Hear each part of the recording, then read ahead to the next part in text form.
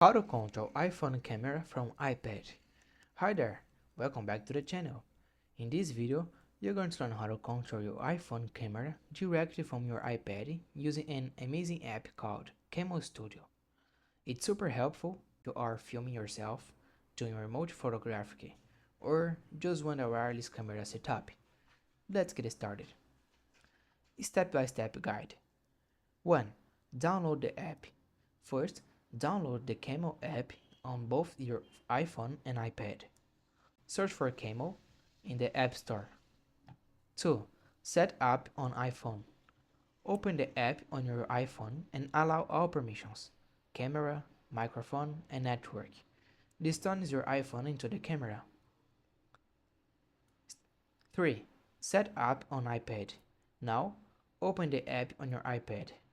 This will act as your remote control and live monitor. 4. Connect both devices. Make sure both devices are connected to the same Wi-Fi network. Once the app opens on both devices, they will automatically pair.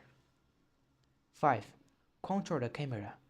From the iPad, you can now see the live feed from your iPhone. You can control settings like zoom, focus, exposure, and switch between front and back cameras, all remotely.